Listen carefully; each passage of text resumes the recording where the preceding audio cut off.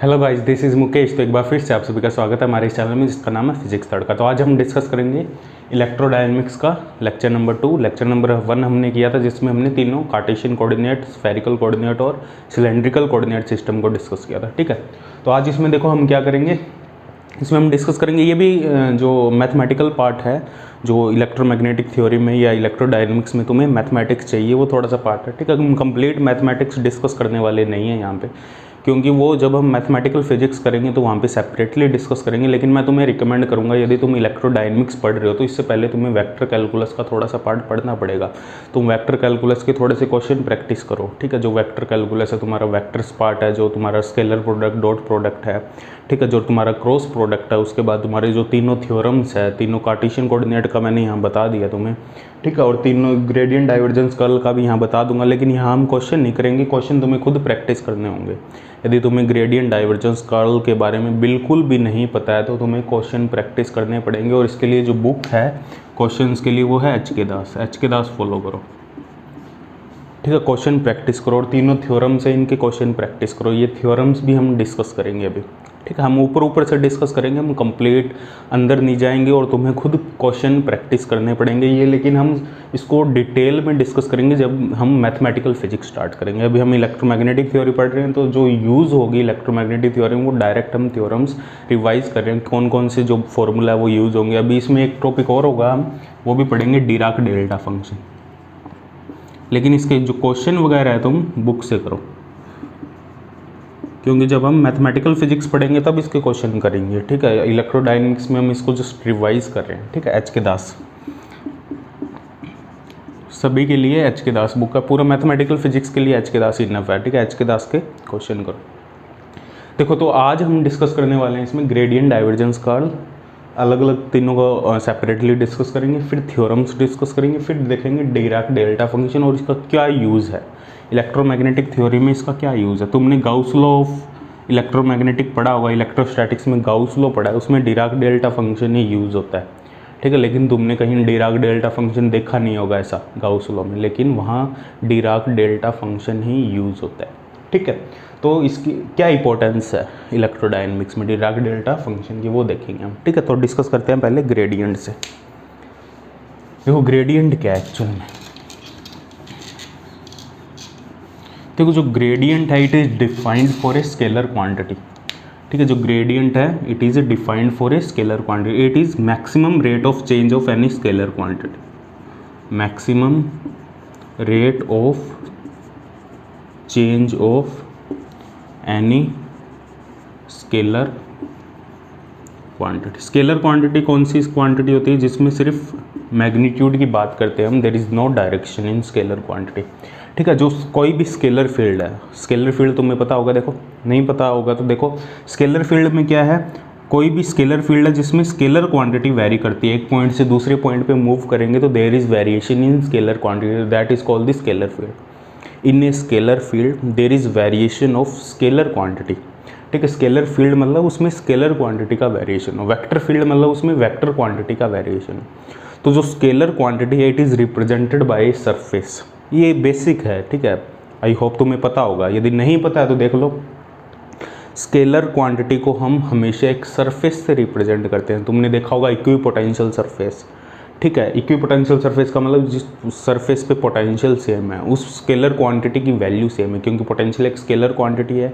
तो जो पोटेंशियल है उसको एक सरफेस से रिप्रेजेंट करते हैं और इक्विपोटेंशियल मतलब उस सरफेस पे पोटेंशियल सेम है। तो this is the scalar quantity. और ये जो स्केलर क्वांटिटी है मान लो ये वेरी कर रही है, यहाँ इसकी वैल्यू फाई है, यहाँ इसकी value phi plus d phi हो जाती है। ये स्केलर क्वांटिटी वेरी कर रही है जैसे जैसे हम इस डायरेक्शन में जा रहे हैं। मान लो ए पॉइंट से हम बी पॉइंट पे जा रहे हैं और हमें देखना है स्केलर क्वांटिटी में कैसे चेंज हुआ। ठीक है, तो डी एफ जो चेंज होगा वो डी फाई होगा। और डी फाई क्या होगा, देखो जो स्केलर क्वांटिटी है वो एक्स वाई जेड तीनों का फंक्शन है। ठीक है, जो स्केलर क्वांटिटी है वो कोऑर्डिनेट एक्स वाई जेड तीनों पे डिपेंड करता है। तो ए से बी तक जाएंगे तो चेंज कितना होगा, D phi by d x, d phi by d Y, d phi by d z. इसको हम क्या लिख सकते हैं, इसको हम डॉट प्रोडक्ट के टर्म में लिख सकते हैं, del phi by del x I cap, del phi by del Y J cap del phi by del Z के कैप डॉट डी एक्स आई कैप डी वाई जे कैप डी जेड के cap. ठीक है, ये होगा हमारे पास ग्रेडियंट ऑफ फाई। इसको हम लिखेंगे gradient of phi dot d r. ये एक वेक्टर क्वांटिटी होगी, जो किसी भी स्केलर क्वांटिटी का जो ग्रेडियंट है it is a vector quantity. ये तुम्हें पता होगा, बेसिक है ये। ठीक है, वेक्टर क्वांटिटी। तो ये होगा हमारे पास डी फाई। तो एक्चुअल में डेल फाई क्या होगा, इसको जब ओपन करोगे ये लिख देंगे हम del phi d are cos theta. ये एंगल मान लो थीटा है, इस डायरेक्शन में मूव कर रहे हैं तो चेंज हुआ डी फाई। ये थीटा एंगल जो परपेंडिकुलर एक्सिस से, जो नॉर्मल एक्सिस से ये एंगल बन रहा है, ये थीटा है। ये मिनिमम डिस्टेंस है ए से सी। ए से सी है मिनिमम डिस्टेंस, ए से बी है हमारी जो मिनिमम डिस्टेंस से कुछ ज़्यादा डिस्टेंस है, जहाँ पे हम मूव कर रहे हैं तो जो स्केलर क्वांटिटी है उसमें चेंज आ रहा है डी फाई का। ठीक है, अब देखो ग्रेडियंट फाई क्या होगा, D phi upon D are cos theta. अब डी आर कोस थीटा कौन सी है, मिनिमम डिस्टेंस। ये है हमारे पास minimum distance, D are cos theta है। देखो ये डी आर है, ये डी आर है हमारे पास, तो ये होगी डी आर कोस थीटा, और ये मिनिमम डिस्टेंस है, परपेंडिकुलर डिस्टेंस है। ठीक है, तो इसको हम डी फाई डी एन भी लिख सकते हैं, परपेंडिकुलर डिस्टेंस, इसको डी एन लिख दिया हमने। तो ये मिनिमम है तो ग्रेडियंट मैक्सिमम होगा। तो maximum rate of change of any scalar quantity, that is gradient. तो किसी भी स्केलर क्वांटिटी का जो ग्रेडियंट होगा it is maximum rate of change of any scalar quantity. उस स्केलर क्वांटिटी का मैक्सिमम चेंज होने का रेट क्या है, वो कब होगा, जब मिनिमम डिस्टेंस की तरफ हम मूव करेंगे। ठीक है, तो जो ग्रेडियंट है इट इज़, हमें इसकी जो डायरेक्शन होगी हमेशा कम से ज़्यादा की तरफ होगी, कम से ज़्यादा की तरफ। कम से ज़्यादा की तरफ मतलब कोई स्केलर क्वांटिटी है, उसकी वैल्यू इस पॉइंट पे कम है, इस पॉइंट पे थोड़ी ज़्यादा है, इस पॉइंट पे और ज़्यादा है, इस पॉइंट पे और ज़्यादा, तो जो इसका ग्रेडियंट होगा वो इस डायरेक्शन में होगा। कम से ज़्यादा की तरफ हमेशा ग्रेडियंट की डायरेक्शन होगी। ठीक है, तो ये हमारे पास ग्रेडियंट है। ग्रेडियंट की डेफिनेशन क्या है, ये ग्रेडियंट की डेफिनेशन। कोई स्केलर क्वांटिटी है तो उसका जो ग्रेडियंट होगा d by D x phi d by D y j d by D z k क्या। ठीक है, it is a vector quantity. तो इसका जो सबसे सिंपल एग्जांपल है वो है पोटेंशियल। और जो पोटेंशियल का यदि हम ग्रेडियंट लें तो वो एक इलेक्ट्रिक फील्ड को रिप्रेजेंट करता है। Negative of gradient of V it represent the electric field. ये तुम्हें पता होगा, तुमने पढ़ा होगा। ठीक है, किसी भी पोटेंशियल का जो ग्रेडियंट होगा, जो इलेक्ट्रिक पोटेंशियल हमारा उसका जो ग्रेडियंट होगा it represent the electric field. ठीक है, अब यदि देखो कोई भी ऐसा फील्ड, कोई भी एक वेक्टर क्वांटिटी, यहाँ सबसे इंपॉर्टेंट पॉइंट है ये नोट करो, कोई भी वेक्टर क्वांटिटी यदि उसे हम किसी स्केलर के ग्रेडियंट की फॉर्म में रिप्रेजेंट करें, स्केलर के ग्रेडियंट की फॉर्म में यदि हम रिप्रेजेंट करें, ग्रेडियंट की फॉर्म में रिप्रेजेंट करें, ये इंपॉर्टेंट पॉइंट है। तो जो वो वेक्टर होगा, तो ये जो वेक्टर होगा it is A conservative vector, it is A conservative vector. यदि कोई भी वेक्टर है, कोई भी फील्ड है, चाहे इलेक्ट्रिक फील्ड है, चाहे वो मैग्नेटिक फील्ड है, चाहे वो फोर्स है, ठीक, कोई भी वेक्टर फील्ड है, if it is represented in terms of gradient of any scalar quantity then this vector quantity is a conservative vector quantity. Like यदि हम पोटेंशियल है हमारे पास, इस इलेक्ट्रिक फील्ड है, इसको देखो किसके एक ग्रेडियंट की टर्म में हमने रिप्रेजेंट किया, एक स्केलर क्वांटिटी की ग्रेडियंट की टर्म में रिप्रेजेंट किया, तो ये जो इलेक्ट्रिक फील्ड है it is A conservative field, ये कंजर्वेटिव फील्ड होगा। अब देखो क्या तुमने मैग्नेटिक फील्ड का कभी ग्रेडियंट सुना है, इलेक्ट्रिक पोटेंशियल सुना है, ये इलेक्ट्रिक पोटेंशियल है, इलेक्ट्रिक पोटेंशियल। क्या तुमने मैग्नेटिक फील्ड का कभी पोटेंशियल सुना है? क्या मैग्नेटिक फील्ड को कभी ऐसे रिप्रेजेंट किया है, minus gradient of phi some gradient और स्केलर से? ऐसा कभी रिप्रेजेंट नहीं किया, कभी भी किसी भी बुक में तुमने नहीं देखा होगा। तो जो बी है ऐसा क्यों नहीं है? क्योंकि जो बी है it is non conservative field है, इसके बारे में और भी डिस्कस करेंगे अभी कंजर्वेटिव नॉन कंजर्वेटिव फील्ड के बारे में, जब हम डाइवर्जेंस और कर्ल को डिफाइन कर देंगे उसके बाद भी हम डिस्कस करेंगे। जो हम तीनों थ्योरम्स डिस्कस करेंगे तब भी डिस्कस करेंगे कंजर्वेटिव और नॉन कंजर्वेटिव फील्ड के बारे में। ठीक है, अलग अलग डेफिनेशन हो सकती है कंजर्वेटिव नॉन कंजर्वेटिव फील्ड की और सभी आपस में इंटर रिलेटेड होगी। There are 3 to 4 definition of conservative field and each definition is related. ठीक है, सभी डेफिनेशन आपस में रिलेटेड होगी। ठीक है, किस तरीके से रिलेटेड होगी वो लास्ट में मैं समराइज कर दूंगा। ठीक है, तो if there is vector, if it is represented in terms of a gradient of any scalar quantity, then this field is, this vector is conservative vector. Like force ले लो, हमारे पास कंजर्वेटिव फोर्स है, यदि conservative force है उसको gradient of energy की term में हम represent करते हैं माइनस डेल यू। यदि वो कंजर्वेटिव है तभी ऐसा रिप्रेजेंट करते हैं, यदि कंजर्वेटिव नहीं है तो उसको हम ऐसे नहीं लिख सकते। फ्रिक्शन फोर्स को हम ऐसे नहीं लिख सकते, लेकिन जो हमारा कॉलम फोर्स है उसको हम ऐसे रिप्रेजेंट कर सकते हैं, क्योंकि column force it is A conservative force, उसको हम ग्रेडियंट ऑफ पोटेंशियल एनर्जी की टर्म में रिप्रेजेंट करते हैं। This is the energy, potential energy. ठीक है, ये तुमने देखा होगा। कुछ फोर्स है जिनको हम नहीं रिप्रेजेंट करते ऐसे, that force are non-conservative force, that force which can be represented in terms of any scale, any gradient of any scalar quantity, that is conservative field या conservative force। मैग्नेटिक फील्ड को नहीं represent कर सकते, it is non conservative field. ठीक है, इसके बारे में और भी डिस्कस करेंगे अभी। अब हम लिखते हैं जो ग्रेडियंट है इसको हम तीनों कोऑर्डिनेट सिस्टम में रिप्रेजेंट करते हैं। तो ग्रेडियंट ऑफ कार्टेशियन कोऑर्डिनेट में तो हमें पता है del F by del x, f scalar quantity को एफ ले लो या फाई ले लो, चलो हमने फाई लिया तो फाई ले लो यहाँ पे, I cap del phi by del Y J cap del phi by del Z के कैप, ये हमारे पास ग्रेडियंट होगा। ठीक है, कार्टेशियन कोऑर्डिनेट में।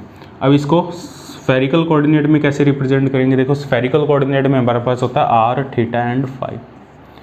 तो spherical del F by del R cap 1 by R del F by del theta theta cap plus 1 by R sine theta del F by del phi phi cap. ये होगा हमारे पास gradient in terms of spherical coordinate. यहाँ पे जो variation R D theta का, यहाँ पे जो वेरिएशन है आर डी फाई का। ठीक है, अब ये सिलेंड्रिकल कोऑर्डिनेट में क्या होगा? सिलेंड्रिकल कोऑर्डिनेट में जो ग्रेडियंट होगा del F by del rho cap 1 by rho del F. यहाँ पे जो कोऑर्डिनेट होते हैं हमारे पास rho phi Z, cylindrical coordinate 1 by rho del F लिख लो या फाई लिख लो, मैंने चलो ये एफ से लिख दिया यहाँ पे। ठीक है, स्केलर क्वांटिटी को एफ से लिख सकते हो या फाई से। Del f by del phi cap plus del f by del z का। ठीक है, ये तीनों कार्टेशियन कोऑर्डिनेट, स्फेरिकल कोऑर्डिनेट और सिलेंड्रिकल कोऑर्डिनेट में जो ग्रेडियंट उसकी डेफिनेशन है। लास्ट में इसका इन जनरल एक फॉर्मूला लिखेंगे हम, जिसमें सिर्फ एक फॉर्मूला याद रखना होगा, उससे तीनों हम डिज़ाइन कर सकते हैं, तीनों मॉडिफाइड कर सकते हैं, तीनों बना सकते हैं। अब देखो यहाँ पे एक जो फॉर्मूला बहुत यूज़ होता है ग्रेडियंट का, ग्रेडियंट के क्वेश्चन तुम एच के दास से करोगे। ठीक है, इसके क्वेश्चन प्रैक्टिस करो एच के दास से, क्योंकि मैथमेटिकल फिजिक्स में भी ये टॉपिक्स है। जब हम मैथमेटिकल फिजिक्स डिस्कस करेंगे तब हम यहाँ पे क्वेश्चन कर लेंगे, लेकिन अभी एट द प्रेजेंट टाइम तुम एच के दास से इसके क्वेश्चन करो। यदि तुम्हें ग्रेडियंट के बारे में बिल्कुल भी नहीं पता है, इसके क्वेश्चन नहीं किए, यदि तुम्हें थोड़ा बहुत आता है, तुमने पहले कुछ क्वेश्चन किए हुए, तुम्हें ग्रेडियंट निकालना आता है किसी स्केलर क्वान्टिटी का, तो जरूरत नहीं है तुम्हें। यदि नहीं आता तो एच के दास से इसको फॉलो करो, या कोई भी फॉलो करो। ग्रेडियंट को एक बार देखो, ग्रेडियंट कैसे फाइंड करते हैं। ठीक है, मे भी तुम्हें आता होगा, आई होप तुमने एमएससी कर लिया तो तुम्हें ग्रेडियंट निकालना तो आता होगा, या तुम बीएससी कर रहे हो आईआईटी जैम वाले हैं तो ग्रेडियंट निकालना तो आता होगा। ठीक है, अब देखो क्या होगा यहाँ पे एक इंपॉर्टेंट फॉर्मूला, किसी भी ग्रेडियंट है आर की पावर एन का जो ग्रेडियंट होगा वो होगा एन आर की power n minus 1 r cap. ठीक है, ये होगा आर की पावर एन का ग्रेडियंट। इंपॉर्टेंट फॉर्मूला, इसको ये भी लिख सकते हैं एन आर की power n minus 2 r vector, क्योंकि आर कैप को लिख सकते हैं हम आर वैक्टर अपॉन आर, और यहाँ पे जो आर है it is a position vector, x I cap y J cap z के कैप। पोजीशन वेक्टर है एक्स आई कैप वाई जे कैप, तो इसका जो ग्रेडियंट होगा एन आर की power n minus one r cap, या होगा एन आर की पावर एन माइनस टू। ये बहुत यूज़ होता है फॉर्मूला इलेक्ट्रोमैग्नेटिक थ्योरी, ठीक है, इसको इसलिए इसको लिख रहा हूँ मैं। ग्रेडियंट निकालना आता है तुम्हें तो इसको प्रैक्टिस करो तुम, ठीक है। इसको सॉल्व करना, क्या ये आ रहा है यहाँ पे एक्स आई कैप वाई जे कैप जेड के कैप, ठीक है। इसको प्रैक्टिस करके देखना, इसको सॉल्व करना, क्या ये बनेगा यहाँ से। ये प्रूफ तुमने किए होंगे बीएससी में, ठीक है। अब हम बात करते हैं डाइवर्जेंस की। देखो डाइवर्जेंस क्या है, जो डाइवर्जेंस है it is defined for any vector quantity. ये वेक्टर क्वांटिटी के लिए डिफाइन होता है, और ये किसी वेक्टर क्वांटिटी पे अप्लाई करने के बाद ये एक स्केलर क्वांटिटी मिलती है हमें, स्केलर क्वांटिटी, ठीक है। अब देखो डाइवर्जेंस होगा क्या, it is A spread of any vector, spread of any vector. ये एक स्प्रेड को रिप्रेजेंट करता है, जो वेक्टर है वो कितना स्प्रेड हो रहा है किसी वेक्टर फील्ड में, दैट इज़ डाइवर्जेंस, ठीक है। मान लो कोई पॉजिटिव चार्ज है हमारे पास, इससे जो इलेक्ट्रिक फील्ड लाइन है वो बाहर निकल रही है, तो इनका जो स्प्रेडिंग है, ठीक है, यदि वो बाहर निकल रही है, आउटवर्ड है, ठीक है, जो इलेक्ट्रिक फील्ड लाइन्स है इट इज़ कमिंग आउटवर्ड, जो फ्लक्स है वो बाहर की तरफ मूव कर रहा है, तो इसका जो डाइवर्जेंस होगा, divergence of this electric field, ठीक है, वो पॉजिटिव होगा। यदि जो फ्लक्स है वो इनवर्ड है तो डाइवर्जेंस इसका नेगेटिव होगा।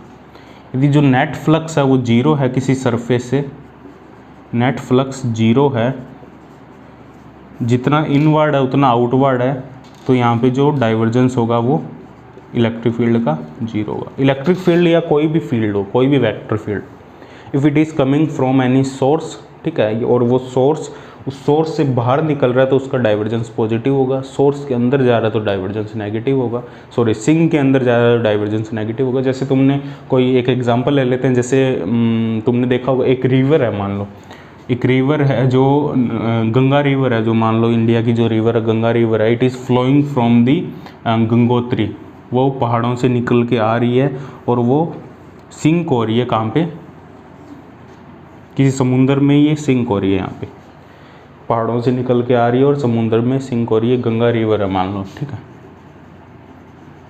ठीक है। तो जहाँ से ये निकल रही है वो सोर्स है इसका, यहाँ पे इसका डाइवर्जेंस होगा वो पॉजिटिव होगा, ठीक है। जहाँ वो मिल रही है ये इसका सिंक है, ठीक है, यहाँ पे डाइवर्जेंस नेगेटिव होगा, और जो बीच का रीजन है यहाँ पे डाइवर्जेंस जीरो होगा। डाइवर्जेंस जीरो क्यों होगा, जितना अंदर जा रहा है उतना बाहर। There is no source and sink, if there is no source and sink, ठीक है, तो वो डाइवर्जेंस जीरो होगा। यहाँ पे कोई सोर्स सिंक नहीं है, यहाँ पे सोर्स है तो डाइवर्जेंस पॉजिटिव, यहाँ पे सिंक है तो डाइवर्जेंस नेगेटिव, और जहाँ कोई सोर्स सिंक नहीं है वहाँ डाइवर्जेंस जीरो। लेकिन फील्ड जीरो नहीं है यहाँ पे, देखो डाइवर्जेंस जीरो होने का मतलब ये नहीं है फील्ड जीरो होगा, ठीक है। फील्ड जीरो है तो डाइवर्जेंस जीरो होगा ही होगा, फील्ड जीरो नहीं है तब भी डाइवर्जेंस जीरो हो सकता है, if there is no source and sink there. यदि सोर्स और सिंक को एक साथ मिला दे हम, यदि सोर्स और सिंक को, पॉजिटिव और नेगेटिव चार्ज को एक साथ मिला दे हम, तो जितना फ्लक्स बाहर जाएगा उतना फ्लक्स अंदर आएगा, यहाँ भी डाइवर्जेंस जीरो होगा, ठीक है। तो डाइवर्जेंस जीरो कब कब हो सकता है, if there is no source and sink at that point then divergence is zero. If source and this sink exist at the same point, यदि वो दोनों सेम पॉइंट में तब भी डाइवर्जेंस जीरो। ये मैग्नेटिक फील्ड में यही होता है, मैग्नेटिक फील्ड में डाइवर्जेंस जीरो होता है। क्यों? क्योंकि जो सोर्स नॉर्थ पोल और साउथ पोल है वो एक ही पॉइंट पे, जो तुम्हारी मैग्नेट है उसको कितने भी छोटे पार्ट्स में तोड़ लो उसमें एक नॉर्थ साउथ रहेगा ही, तो वहाँ पे कभी भी मोनोपोल एग्जिस्ट नहीं करता। तो डाइवर्जेंस बेसिकली रिप्रेजेंट करता है मोनोपोल एग्जिस्ट करता है या नहीं करता किसी फील्ड के लिए। इलेक्ट्रिक फील्ड के लिए मोनोपोल एग्जिस्ट करता है, पॉजिटिव और नेगेटिव चार्ज सेपरेट हो सकते हैं और सेपरेटली एग्जिस्ट करते हैं, तो पॉजिटिव से फील्ड निकला, नेगेटिव में एंटर किया। लेकिन नॉर्थ और साउथ पोल कभी भी एग्जिस्ट नहीं करते सेपरेटली, तो मोनोपोल का कॉन्सेप्ट मैग्नेटिक फील्ड में नहीं आता है। तो यहाँ पे जो डाइवर्जेंस है मैग्नेटिक फील्ड के लिए वो हमेशा जीरो होगा, क्योंकि source and sink both are at the same place, दोनों एक ही जगह पे। There is no concept of separate north separate south, इन दोनों का अभी तक कोई कॉन्सेप्ट नहीं। जब कॉन्सेप्ट आएगा तब डाइवर्जेंस नॉन जीरो हो जाएगा। यदि हम नॉर्थ और साउथ को अलग अलग कर सकेंगे जिस दिन, तो वहाँ पे divergence of magnetic field non zero हो जाएगा। अभी जीरो है फिलहाल, फिर एक नया चैप्टर शुरू होगा, फिर एक नए पूरे मैग्नेटिक पोटेंशियल बनेगा एक, ठीक है। जब हमने अलग ही कर लिया नॉर्थ साउथ को, फिर एक नया चैप्टर, एक मैग्नेटिक फील्ड का एक पूरा थ्योरी बनेगी कंप्लीट। अभी मैग्नेटिक फील्ड की थ्योरी बहुत कम है, कंप्लीट थ्योरी बनेगी मैग्नेटोस्टैटिक्स पे, ठीक है। जैसे इलेक्ट्रोस्टैटिक्स की कंप्लीट थ्योरी है, वैसे मैग्नेटोस्टैटिक्स की भी कंप्लीट थ्योरी होगी, ठीक है, जिसमें कंप्लीट 1 या 2 चैप्टर। फिर मैग्नेटिक पोटेंशियल का भी कॉन्सेप्ट आ जाएगा यहाँ पे, मैग्नेटिक पोटेंशियल। फिर मैग्नेटिक पोटेंशियल के बारे में हम डिटेल में डिस्कस करेंगे, लेकिन अभी तक ऐसा कुछ नहीं है, तो इस वजह से भी कोई भी मैग्नेटिक फील्ड में मैग्नेटोस्टैटिक्स पे इतना काम नहीं है, ठीक है। उस पर 1-2 लॉ है, बस उनको पढ़ के छोड़ देते हैं। डाइवर्जेंस जीरो, ठीक है। गाउस लॉ क्या है मैग्नेटोस्टैटिक्स का, B.ds = 0, ठीक है। इसलिए सब कुछ खत्म हो जाता है, ये इक्वेशन इतनी है। यदि इस इक्वेशन के राइट हैंड साइड में नॉन जीरो टर्म आ जाइए, तो ये कंप्लीट एक चैप्टर बनेगा, ठीक है। अब देखो डाइवर्जेंस को हम अलग अलग कोऑर्डिनेट सिस्टम में लिखते हैं। कार्टेशियन कोऑर्डिनेट में डाइवर्जेंस क्या होगा, सिलेंड्रिकल कोऑर्डिनेट में क्या होगा, और स्फेरिकल कोऑर्डिनेट में क्या होगा। देखो कार्टेशियन कोऑर्डिनेट में डाइवर्जेंस है वो किसी वेक्टर फील्ड के लिए डिफाइन है। एक वेक्टर है हमारे पास A = A1 i cap, A2 j cap, A3 k cap, ये वेक्टर है हमारे पास, ठीक है। तो इसका जो डाइवर्जेंस होगा, डाइवर्जेंस ऑफ A को हम डेल डॉट A से लिखते हैं। डेल हमें पता है d/dx i cap, d/dy j cap, d/dz k cap, dot Ax A1 i cap, A2 j cap, A3 k cap, ये डाइवर्जेंस होगा। तो इसको लिखेंगे I.I 1, बाकी I.J0, I.K0, ये तुम्हें पता होगा, ये मैं मान के चल रहा हूँ, तुम्हें आता है सब कुछ, ठीक है। तुमने पढ़ा है ये बहुत बार और तुम्हें इनके बारे में नॉलेज है, तो बस रिवाइज कर रहे हैं हम, ठीक है। डाइवर्जेंस, इसमें कुछ पॉइंट्स ऐसे होंगे जो तुम्हें नहीं पता, ठीक है, वो तुम्हें धीरे धीरे समझ में आने लग जाएंगे, ठीक है। तो ये डाइवर्जेंस होगा हमारे पास कार्टेशियन कोऑर्डिनेट में,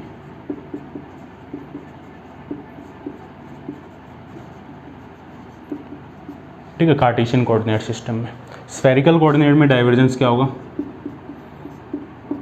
तो स्फेरिकल कोऑर्डिनेट में होगा 1/r² d/dr r² AR।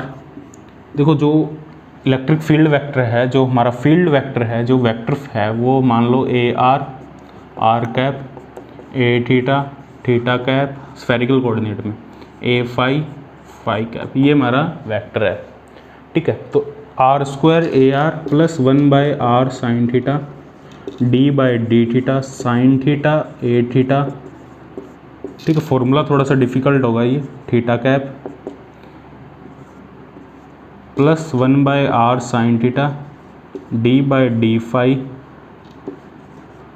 A phi, ठीक है, फाई कैप, ये होगा हमारे पास डाइवर्जेंस, ठीक है, इन टर्म्स ऑफ स्फेरिकल कोऑर्डिनेट, ठीक है, spherical coordinate.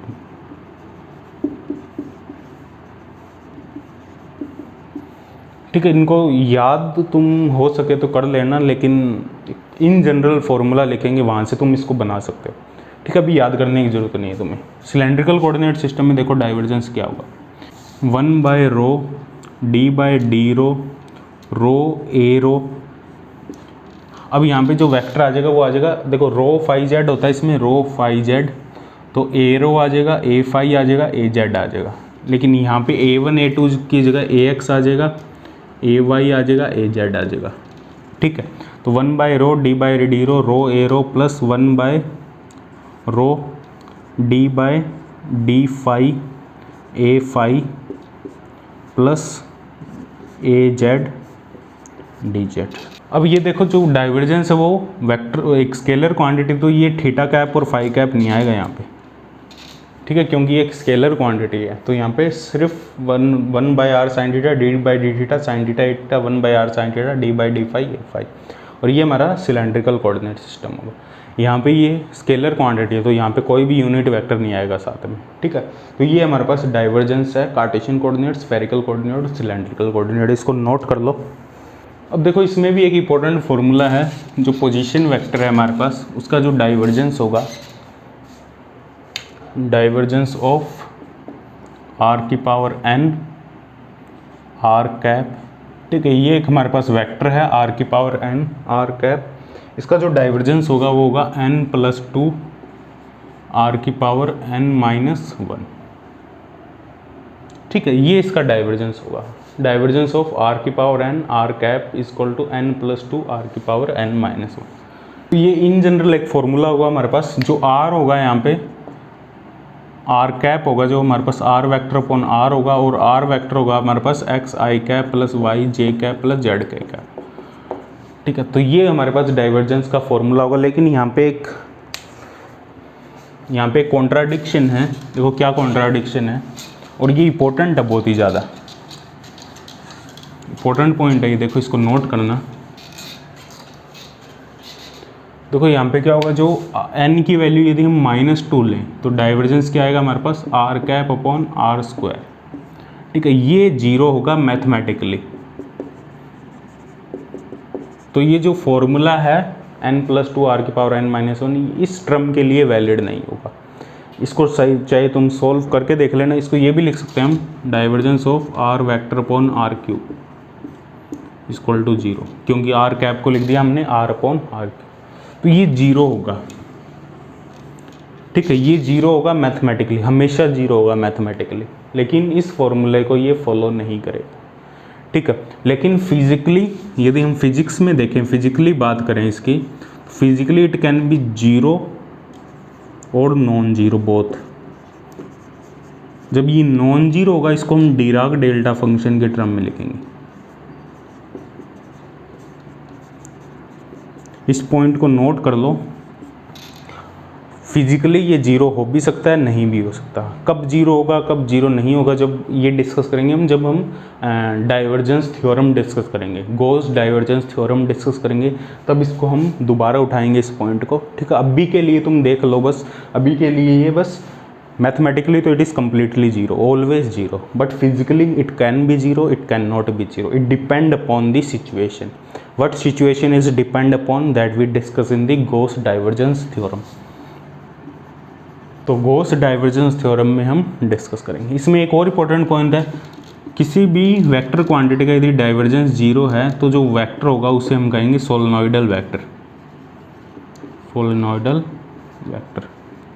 If the divergence of any vector quantity is zero, that vector is solenoidal vector.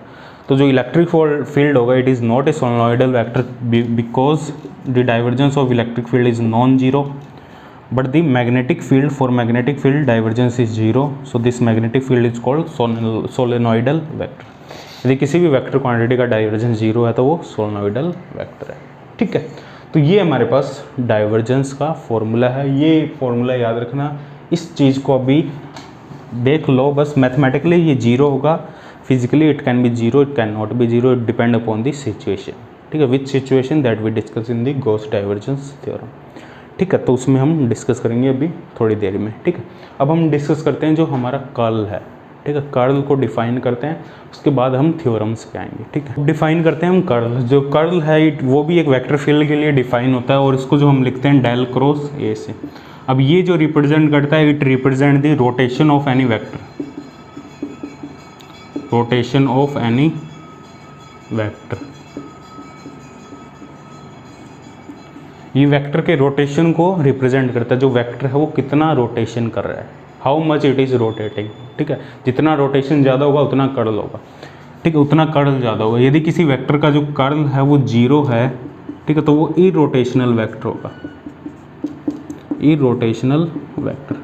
जो हमारा इलेक्ट्रिक फील्ड है इसका कर्ल जीरो है, तो जो इलेक्ट्रिक फील्ड है it is irrotational vector. Electrostatics में जो इलेक्ट्रिक फील्ड है उसका जो कर्ल जीरो मतलब इरोटेशनल वेक्टर है, ठीक है। इरोटेशनल वेक्टर मतलब इट इज़ नॉट रोटेटिंग, मतलब वो क्लोज लूप नहीं बना रहे। जो मैग्नेटिक फील्ड है इसका जो कर्ल होगा ये नॉन जीरो होगा, तो इट इज़ रोटेटिंग फील्ड, वो क्लोज लूप बनाएगा।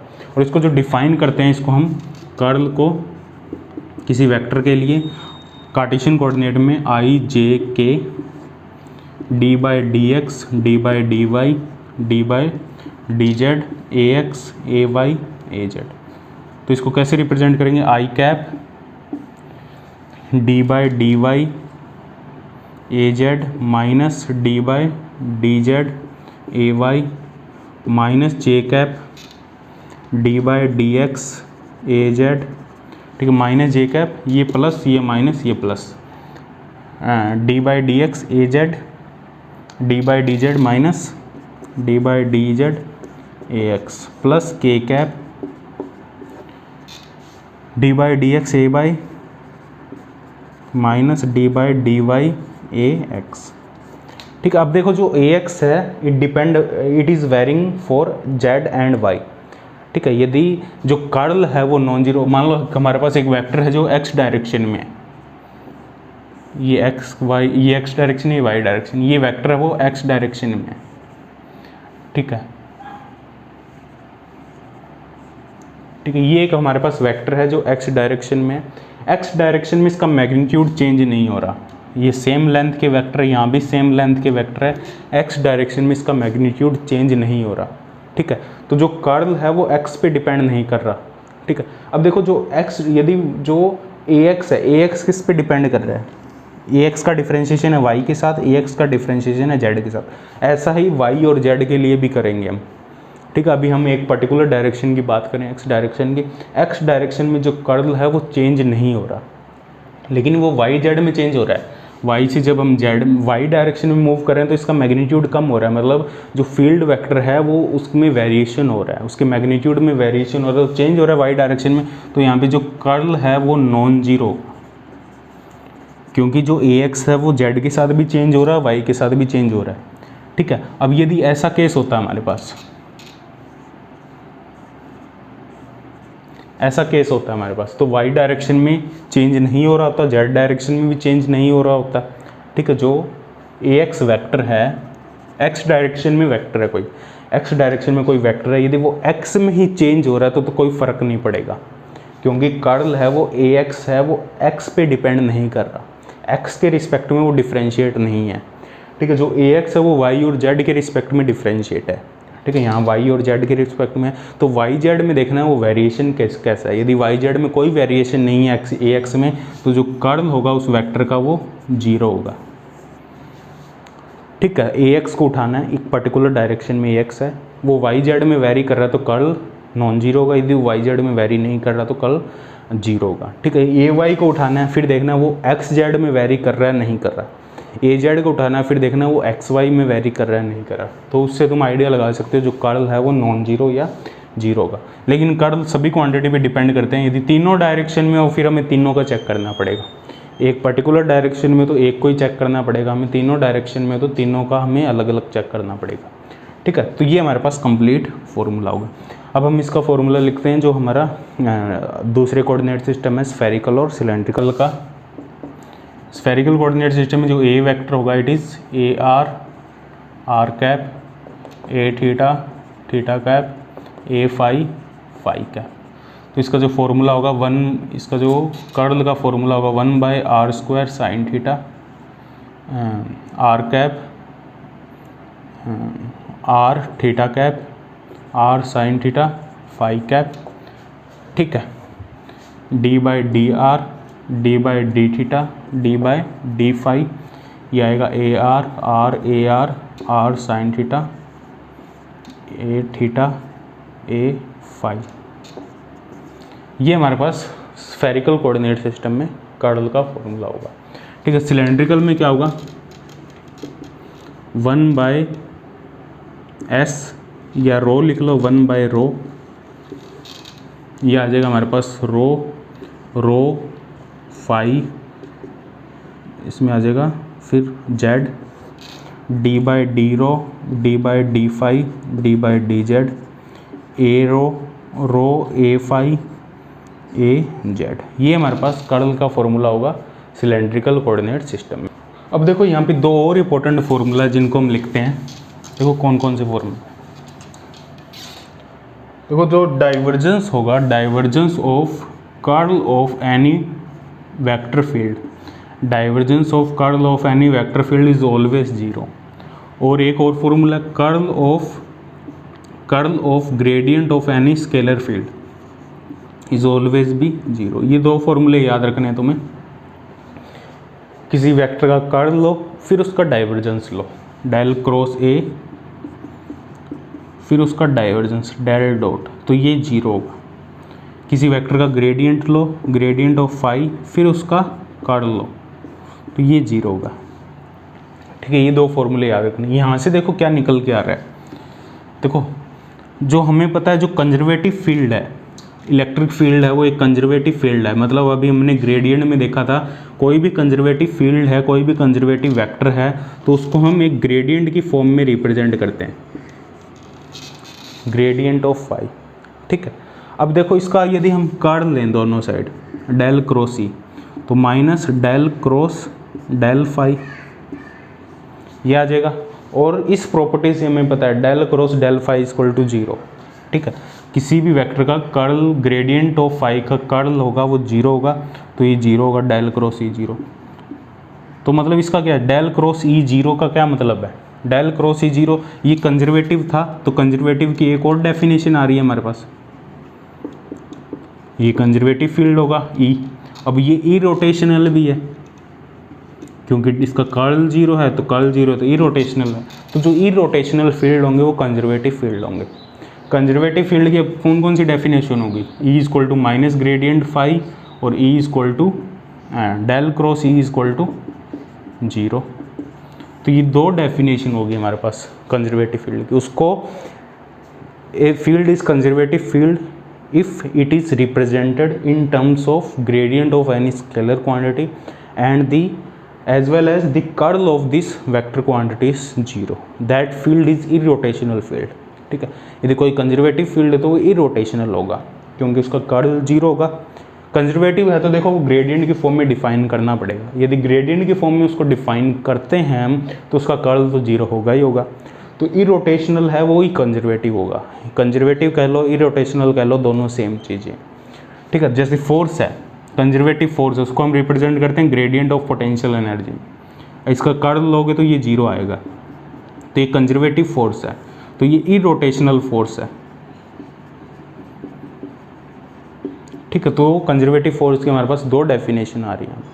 सेकंड है हमारे पास divergence of curl of any vector quantities 0। तो जो नेक्स्ट है हमारे पास, इन पॉइंट को नोट कर लेना। ठीक है, बहुत इंपॉर्टेंट पॉइंट है ये। ठीक है, del dot phi del cross E equal to 0 for conservative field. ठीक है, फॉर ए कंजर्वेटिव वेक्टर। ठीक है, अब डिस्कस करते हैं हम जो लैप्लासियन ऑपरेटर है हमारा। ठीक है, लैप्लासियन ऑपरेटर क्या होगा, लैप्लासियन ऑपरेटर, इसका भी बहुत यूज़ है इलेक्ट्रोमैग्नेटिक थ्योरी में।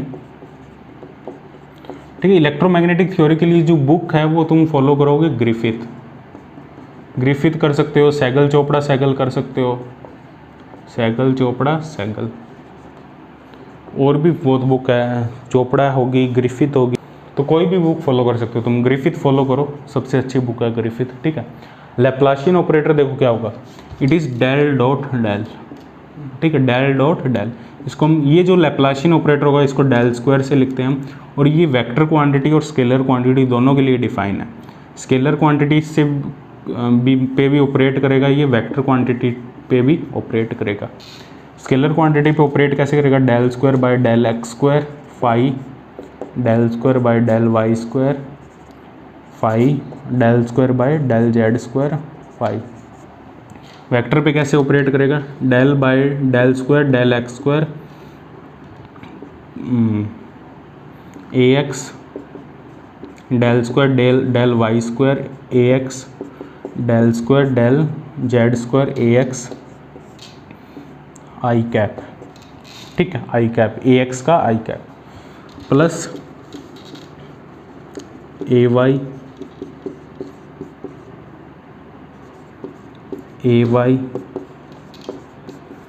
ए जेड जे कैप,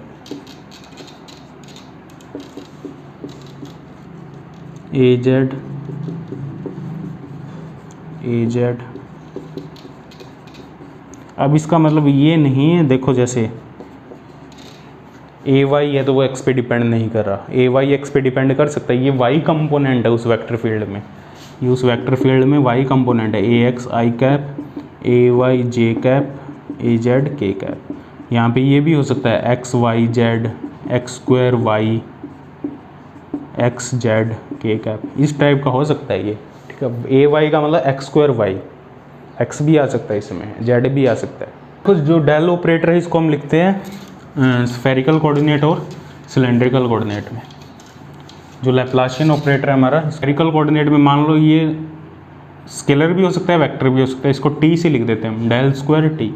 स्फेरिकल कोऑर्डिनेट सिस्टम में क्या होगा, ये 1/r² d/dr, r² d t/dr plus 1/r² sin theta d/d theta sin theta dt/d theta, ठीक है, plus 1/r² sin theta sin square theta d/d phi, ठीक है, ये आएगा d² d phi square t coordinate system में होगा। और ये सिलेंड्रिकल कोऑर्डिनेट सिस्टम में क्या होगा हमारे पास, ये होगा 1/s d/ds, s लिख लो या रो लिख लो, dt/d rho, 1/ρ² d² t/d phi square plus d² t/d Z square. ये आएगा हमारे पास सिलेंड्रिकल कोऑर्डिनेट सिस्टम।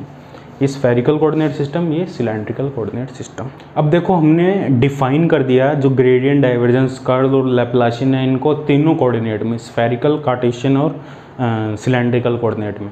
अब हम तीनों को एक जनरल फार्मूला लिखेंगे तीनों के लिए, ठीक है, तीनों ही चारों के लिए, लैप्लाशियन के लिए भी ग्रेडियंट, डाइवर्जेंस, कर्ल और लैप्लाशियन के लिए एक इन जनरल फार्मूला लिखेंगे ग्रेडियंट का, डाइवर्जेंस का और कर्ल का, ठीक है। कैसे लिखते हैं देखो, इसको फार्मूला लिखते हैं, इसके लिए हमें एक टेबल बनानी पड़ेगी और वो टेबल तुम्हें याद रखनी पड़ेगी। अब टेबल क्या है, पहले हमारे पास कार्टेशियन कोऑर्डिनेट, फिर हमारे पास स्फेरिकल, फिर है हमारे पास सिलेंड्रिकल। टेबल है यू वी, अभी ये तुम्हें समझ आएगा यू वी डब्ल्यू क्या है, एफ जी एच, ठीक है। यू वी डब्ल्यू है X cap, Y cap, Z cap, तीनों यूनिट वेक्टर, उनको यू वी डब्ल्यू से लिख दिया। एफ जी एच को लिखेंगे 1 1 1 कार्टेशियन कोऑर्डिनेट में। अब स्फेरिकल कोऑर्डिनेट में R cap, theta cap, phi cap, 1 r sine theta, ठीक है, 1 r साइन थीटा।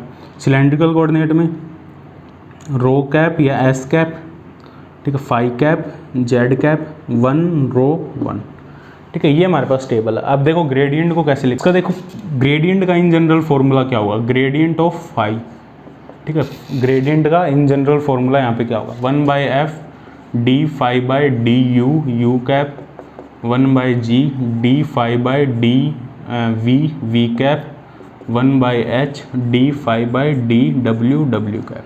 यहाँ से तुम तीनों फॉर्मूले निकाल सकते हो, कार्टेशियन में, स्फेरिकल में, सिलेंड्रिकल में, ठीक है। f की जगह देखो कार्टेशियन में एफ जी एच की जगह 1 1 1 आ जाएगा, यू वी डब्ल्यू की जगह एक्स वाई जेड आ जाएगा, और यू कैप की जगह एक्स कैप, वी कैप की जगह वाई कैप, डब्ल्यू कैप, ठीक है। स्फेरिकल में देखो f की जगह 1 आ जाएगा, g की जगह r आ जाएगा, h की जगह r साइन थीटा आ जाएगा, u v w की जगह r कैप, थीटा कैप, फाई कैप। ऐसे ही सिलेंड्रिकल, ठीक है। ग्रेडियंट क्या होगा, ग्रेडियंट जो डाइवर्जेंस है वो कैसे डिफाइन होगा, वो होगा 1/f(g(h), ठीक है, बाय डेल यू, यहाँ पे आ जाएगा g(h) a u, ठीक है, g(h) a u। देखो जो a वेक्टर है उसमें 3 टर्म है, a u और ए वी और ए डब्ल्यू, 3 कंपोनेंट है, ए यू, ए वी और ए डब्ल्यू, ठीक है। अब ए यू जो अलग अलग हो सकता है, कार्टेशियन में ए एक्स होगा, स्फेरिकल में ए आर होगा, सिलेंड्रिकल में ए रो होगा, यू अलग अलग हो सकता है, ठीक है। इन जनरल हम लिख रहे हैं D Y D V, del by del V. अब देखो जब डेल बाय डेल वी लिखेंगे तो जी हट जाएगा, एफ एच रहेगा, एफ एच, ठीक है, F H A V plus del by del W. अब यहाँ पे एफ जी ए डब्ल्यू, तो ये हमारे पास डाइवर्जेंस का इन जनरल फॉर्मूला होगा। कार्टेशियन कोऑर्डिनेट में एफ जी एच की जगह 1 1 आ जाएगा, U V A U A X आ जाएगा, जी एच की जगह 1 आ जाएगा, एफ एच 1 हो जाएगा, एफ जी 1 हो जाएगा। ऐसे ही स्फेरिकल, ऐसे ही सिलेंड्रिकल। यहाँ वैल्यू ये पुट करके देखना, सेम फॉर्मूला आएगा जो हमने पहले लिखा था, ठीक है।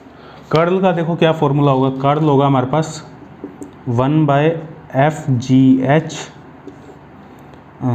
f u cap, g v कैप, F G H W cap del by del U del by del V del by del W F A U G A V H A W. ठीक है, ये हमारे पास curl का formula होगा। ठीक है, तीनों कोऑर्डिनेट्स। देखो लैप्लासियन का क्या फॉर्मूला होगा in general, del square T. ठीक है, ये होगा हमारे पास 1 by del U G H by F del T by del U. ठीक है, ये फर्स्ट टर्म होगी हमारे पास, ये एफ जी एच सभी के साथ आएगा। सेकेंड टर्म होगी del by del V F H upon G del T by del V. ठीक है, ये सेकेंड टर्म होगी। फिर आएगा del by del W G F को, अब एच को छोड़ देंगे, F G by H del T by del W. ठीक है, ये हमारे पास इन जनरल फॉर्मूला होगा लैप्लासियन का। ठीक है, यहाँ पे एफ जी एच की अलग अलग वैल्यू पुट करके तुम यू वी डब्ल्यू की अलग अलग वैल्यू पुट करके स्फेरिकल और सिलेंड्रिकल को डिज़ाइन कर सकते हो, उनके फॉर्मूले लिख सकते हो। ठीक है, ये हमारे पास 4 फॉर्मूले हैं। इन चारों को यदि याद रख लेते हो तो तुम सभी के फॉर्मूले तुम्हें याद हो जाएंगे, चाहे स्फेरिकल हो चाहे सिलेंड्रिकल हो। लेकिन तुम्हें देखो जो ग्रेडियंट है उसके स्फेरिकल के फॉर्मूले याद कर लो, वो बहुत ज़्यादा यूज़ होते हैं। सिलेंड्रिकल के बहुत कम यूज़ होते हैं, स्फेरिकल के बहुत ज़्यादा यूज़ होते हैं, और ग्रेडियंट के, डाइवर्जेंस के और कर्ल के। ठीक है, कार्टेशियन के तो तुम्हें याद ही है, कार्टेशियन का तो याद करने की ज़रूरत नहीं है। स्फेरिकल के सिर्फ याद कर लो, इन जनरल याद करने की ज़रूरत नहीं है, स्फेरिकल के याद कर लो। एक जो लैप्लासियन है, इसका जो शुरू वाली फर्स्ट टर्म है इसको याद कर लो। लैप्लासियन की जो फर्स्ट टर्म है स्फेरिकल के लिए वो याद कर लो। तो क्या होगा, जैसे जैसे हम आगे बढ़ेंगे, जब इलेक्ट्रोमैग्नेटिक थ्योरी हम स्टार्ट करेंगे, जब उसमें जो फॉर्मूला यूज्ड होंगे, ठीक है, उन सभी के बारे में हम डिस्कस करते जाएंगे, कौन कौन सा यूज़ हो रहा है, उस टाइम भी मैं इसको बताऊँगा। ठीक है, अभी के लिए तुम एक बार तो इन जनरल याद कर लो तुम, जैसे जैसे हम आगे बढ़ेंगे बाद में, ठीक है, तब मैं तुम्हें बताऊंगा तुम्हें कौन सा फॉर्मूला तुम यूज़ करोगे। जब क्वेश्चन करेंगे तो उसमें सिर्फ इसका यूज़ होगा। ठीक है, जो हमारा रेडियल पार्ट है इसका यूज़ होगा, जो हमारा आर कोऑर्डिनेट है सिर्फ इसका यूज़ होगा। ठीक है, और कोई फॉर्मूला यूज़ नहीं होगा। तो हमें कंप्लीट फॉर्मूला याद करने की जरूरत नहीं, जैसे जैसे हम आगे बढ़ेंगे EMT में वैसे वैसे तुम्हें समझ आ जाएगा कौन कौन से फॉर्मूले हमें याद रखने हैं। ठीक, कंप्लीट याद करने की ये ज़रूरत नहीं है तुम्हें, और ना ही काम आएगा। जैसे ही हम आगे बढ़ेंगे ग्रेड, तुम्हें पता लग जाएगा अपने आप कौन से फॉर्मूले हमें याद रखने हैं, कौन से नहीं रखने हैं, जब हम EMT स्टार्ट करेंगे। ठीक है, जब आगे देखो कुछ टॉपिक मैथमेटिक्स के ऐसे रह जाएंगे जो अभी हम डिस्कस नहीं कर रहे, लेकिन साथ साथ में जो मैथमेटिक्स यूज़ होगी, जिनके बारे में तुम्हें कम नॉलेज होगी, मैं उनके बारे में भी बताता जाऊँगा। मुझे आइडिया है कौन से टॉपिक तुमने नहीं पढ़े हुए और किसके बारे में तुम्हें नॉलेज नहीं है। ठीक है, उसको हम उस लेक्चर में ही साथ में डिस्कस कर लेंगे। ठीक है, क्योंकि मैथ बहुत ज़्यादा यूज़ होगी, वेक्टर कैलकुलस बहुत यूज़ होगी EMT में, तो उसको हम लेक्चर में ही डिस्कस कर लेंगे साथ में। ठीक है, अभी हम कंप्लीट डिस्कस नहीं कर पाएंगे। ठीक है, तो अब हम डिस्कस करेंगे जो थ्योरम्स है, थ्योरम्स और डिराक डेल्टा फंक्शन, उसका क्या इंपॉर्टेंस है इलेक्ट्रोमैग्नेटिक थ्योरी में, उसको डिस्कस करेंगे, और थ्योरम्स डिस्कस करेंगे, कौन कौन सी हमारे पास थ्योरम्स है। ठीक है।